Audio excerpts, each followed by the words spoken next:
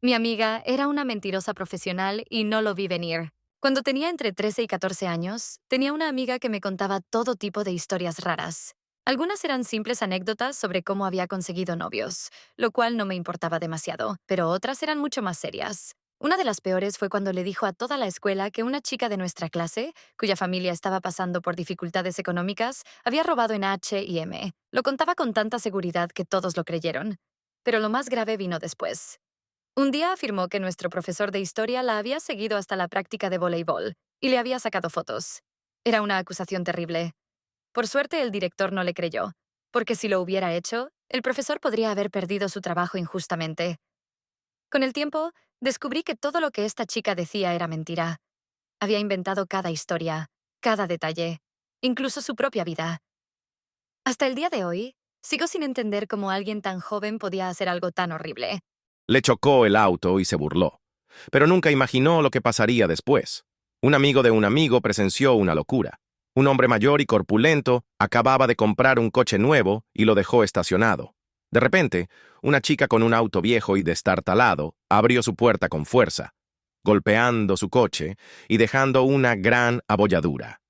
Él bajó, sorprendido, pero antes de que pudiera decir algo, la chica lo miró con indiferencia y dijo, ¿y qué? Sin pensarlo dos veces, el hombre subió al capó de su coche y comenzó a gritar. ¿Y qué? ¿Y qué? Con cada grito, ¡pum, pum, pum! Empezó a saltar y destrozar el auto de la chica. Llamaron a la policía. Ambos presentaron denuncias, pero al final, ella terminó debiéndole dinero. ¿Por qué?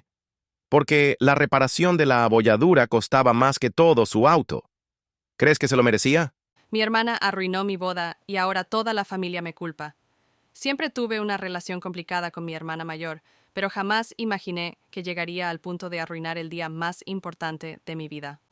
Desde que anuncié mi compromiso, noté que se comportaba raro. No se emocionó como el resto de la familia, y cada vez que hablaba de la boda, encontraba una forma de criticar todo. El día de la boda, todo iba perfecto. Hasta que llegamos al momento de los votos. Justo cuando estaba a punto de leer los míos, mi hermana se levantó de su asiento y gritó: «¡Detengan la boda! Mi hermana le está ocultando algo a todos». El silencio en el salón era total. Yo me quedé helada. Entonces sacó su teléfono y mostró unas supuestas conversaciones donde, según ella, yo había hablado mal de mi esposo y su familia. Todo el mundo me miraba esperando una explicación, pero lo peor fue ver la cara de mi futuro esposo. Él no dijo nada, solo me miró decepcionado y se fue. Lo más absurdo de todo es que esas conversaciones eran falsas. Mi hermana había editado los mensajes para hacerme quedar mal porque, según ella, si yo era feliz, ella también debía serlo primero. Al final, mi boda se canceló. Mi prometido no quiso escucharme y ahora toda mi familia dice que soy una exagerada por alejarme de mi hermana. Mi mejor amiga me robó el nombre de mi bebé, y ahora la mala soy yo. Desde que éramos niñas, mi mejor amiga y yo hablábamos de nuestros futuros hijos. Yo siempre tuve un nombre que amaba, Lena. Era especial para mí porque era el nombre de mi abuela, y se lo había mencionado a mi amiga durante años.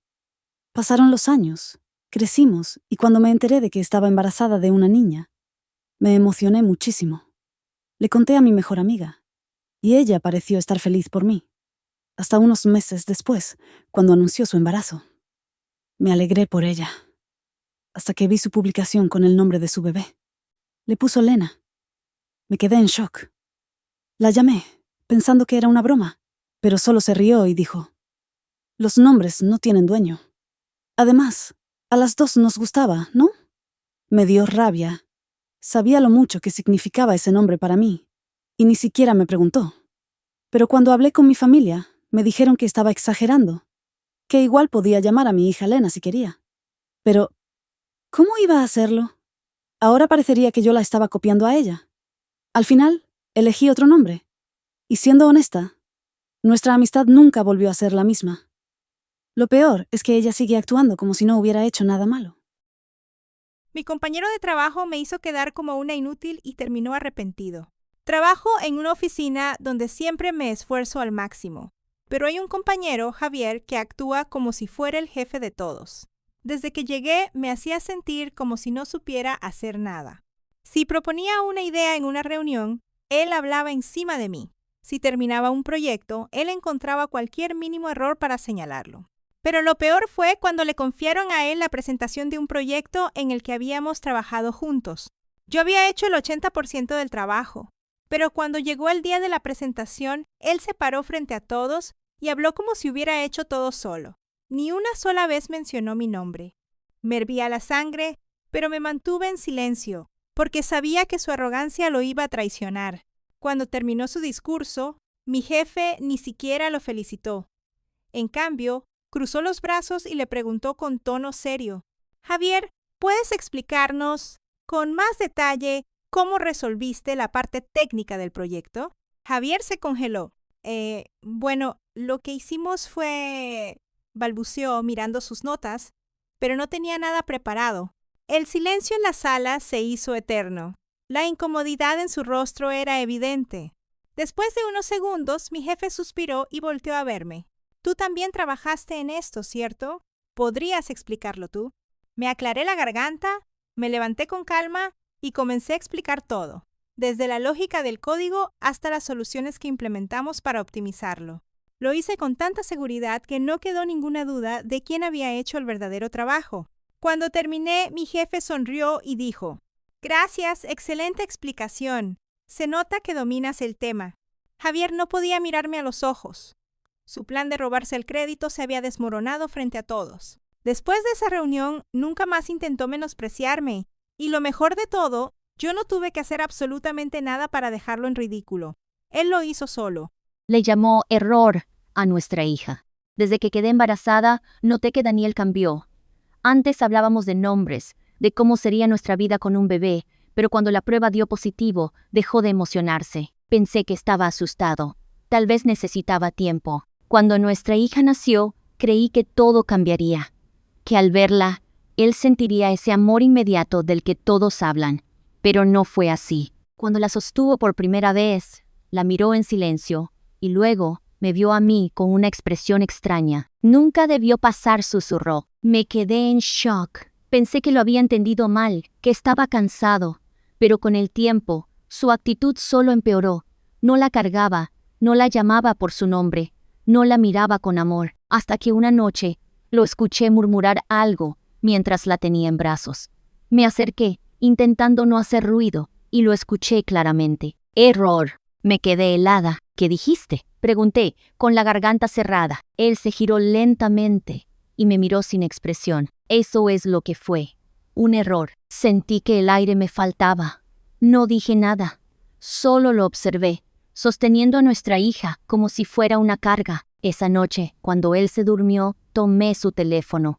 Busqué algo, cualquier cosa que explicara su actitud, y lo encontré. Un correo enviado semanas antes de que yo quedara embarazada. Lo siento, pero no puedo dejarla ahora.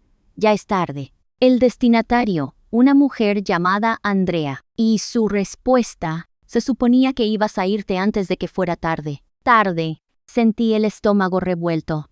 Mi hija no era un error. El único error era él. A la mañana siguiente, cuando despertó, la casa estaba en silencio, la cuna vacía, la maleta desaparecida. Sobre la mesa dejé una nota. El único error aquí fuiste tú. Mi hijo me preguntó si tenía papá. Sabía que tarde o temprano iba a pasar. Pero cuando mi hijo me miró con esos ojitos curiosos y me preguntó: «Mamá, ¿yo tengo papá?», me congelé. No porque no supiera la respuesta, sino porque no tenía idea de cómo decirla. Porque sí, claro que tenía un padre. Pero ese tipo desapareció antes de que mi hijo siquiera naciera. Nunca lo vio, nunca preguntó por él, nunca estuvo. Respiré hondo y le sonreí. «Sí, cariño, tienes un papá». Sus ojos brillaron. «¿Y dónde está?». Sentí un nudo en la garganta. ¿Cómo le explicas a un niño que su papá decidió que simplemente no quería hacerlo? No podía decirle la verdad, pero tampoco quería mentirle. «Está lejos», dije, escogiendo mis palabras con cuidado. «Pero eso no significa que no tengas una familia». Él me miró, pensativo. ¿Pero me quería? Ahí sí sentí que me rompía. Lo abracé fuerte y le susurré: «Yo te quiero más de lo que puedes imaginar». Y en ese momento me di cuenta de algo. Ese hombre podrá haber sido su padre biológico, pero el verdadero papá de mi hijo era yo.